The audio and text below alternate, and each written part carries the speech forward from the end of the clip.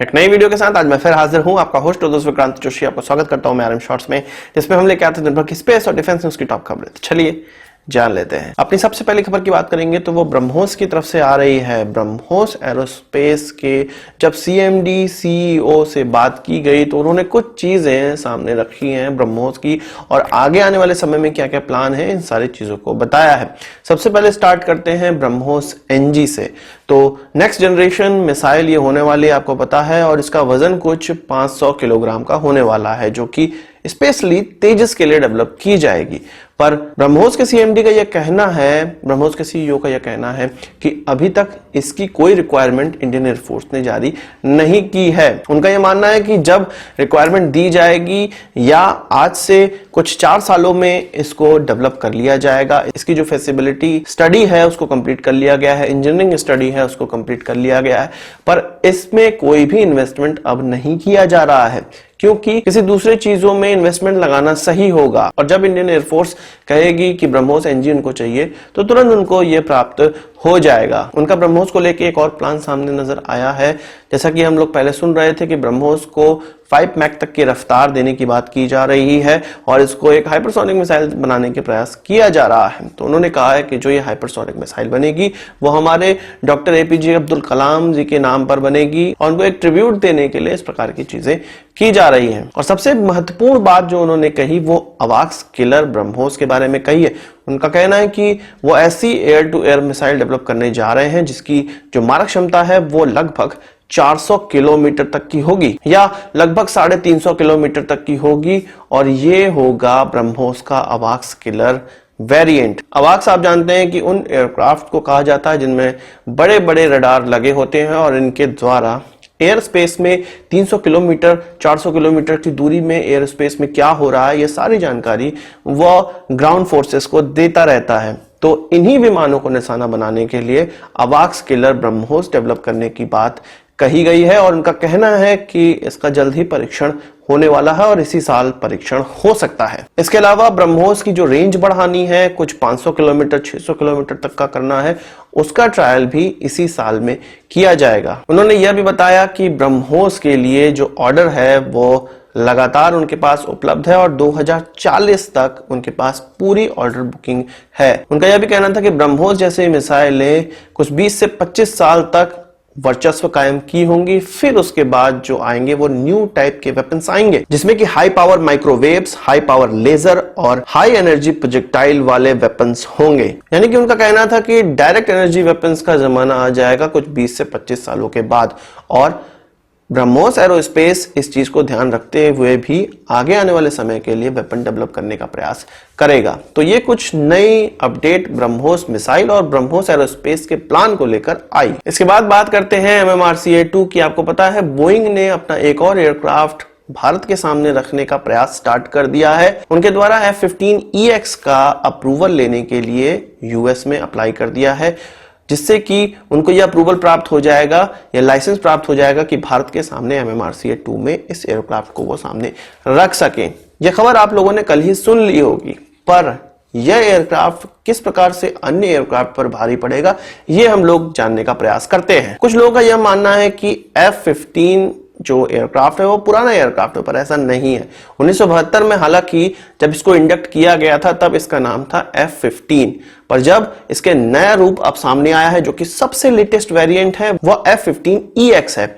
इसके बीच में एक और इनका वेरिएंट है F-15E, जिसको कि कुछ 20 साल पहले सामने रखा गया था और सऊदी अरेबिया और कतर को यह बेचे गए थे। इसके अलावा अन्य देश भी हैं जो इसको ऑपरेट कर रहे हैं, जैसे कि साउथ कोरिया ऑपरेट कर रहा है, सिंगापुर ऑपरेट कर रहा है, और खास बात यह है कि सिंगापुर और साउथ कोरिया ने इसको चुना था कुछ सन 2000 में, और उस समय उन्होंने राफेल को नकारा था और इसको चुना था। अब इससे भी ज्यादा एडवांस वेरिएंट जो है वो है F-15EX, जो कि अब यूएस इस्तेमाल करने जा रहा है। यूएस अथॉरिटी के द्वारा कुछ 8 एयरक्राफ्ट का ऑर्डर दिया गया है, जिसमें कि 2 एयरक्राफ्ट उनको जल्द ही डिलीवर होने वाले हैं।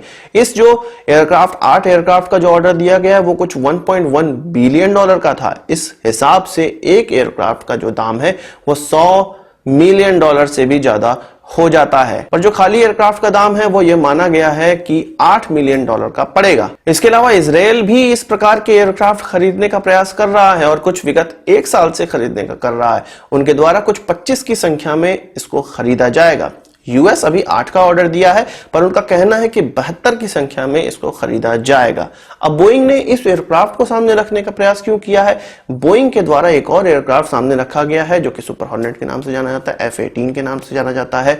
उनका यह मानना है, यह सोचना होगा कि क्या यह एयरक्राफ्ट राफेल से हार सकता है, क्योंकि ऐसा पिछले MMRCA में हो चुका है। राफेल ने इस बोइंग F-18 को पछाड़ दिया था और तब जाके भारत ने राफेल खरीदने का प्रयास किया था, पर MMRCA 1 को कैंसिल कर दिया गया था, फिर भी राफेल को ही खरीदा गया था। तो इनका मानना होगा कि एक और नया एयरक्राफ्ट जो कि उनके सबसे बेहतरीन एयरक्राफ्ट में से एक है, उसको वो सामने रख दे।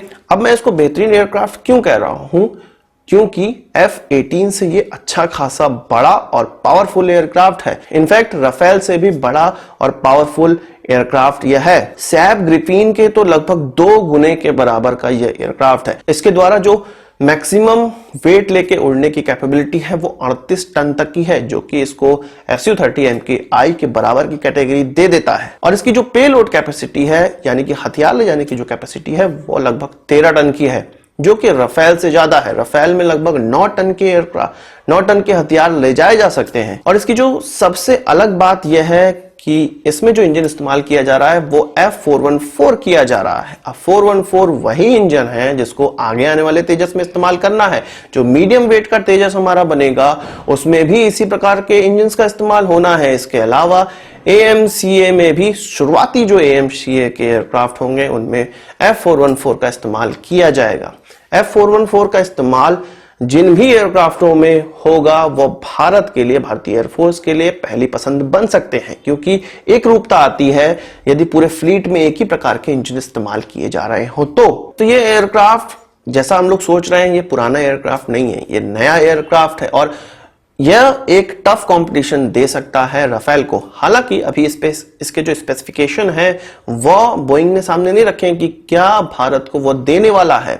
यहां पर यह देखना महत्वपूर्ण होगा कि बोइंग और कौन कौन से ऑफर भारत को देता है, जैसे कि इसके निर्माण को लेके इसका कितना % भारत में बनता है या किस प्रकार के ऑफसेट बोइंग के द्वारा किए जाते हैं। आपको यह जानकर आश्चर्य होगा कि F-15E के लिए जो उसके पूरा ग्लोबल चेन है बोइंग का, उसमें 2 कंपनियां भारत की अभी भी इसके लिए कुछ ना कुछ छोटे मोटे प्रोडक्ट बना रही हैं। और आप जानते हैं कि बोइंग भारत में काफी प्रोजेक्ट में आगे आया भी है। आप चाहे अपाचे को ले लें, आप चाहे सीनूक हेलीकॉप्टर्स को ले लें, आप P-8I को ले लें या C-17 को ले लें, बोइंग के बहुत से एयरक्राफ्ट या हेलीकॉप्टर्स भारत के द्वारा चुने गए हैं और इसका भी एक प्रबल दावेदारी माना जा सकता है। देखने में यह मुझे सबसे अच्छा एयरक्राफ्ट लगता है। मैं खुद सोचता था कि F-15 के एडवांस वेरिएंट जब यूएस में लॉन्च हो जाएंगे तो क्या वो भारत को मिल पाएंगे, और वो होने भी वाला है।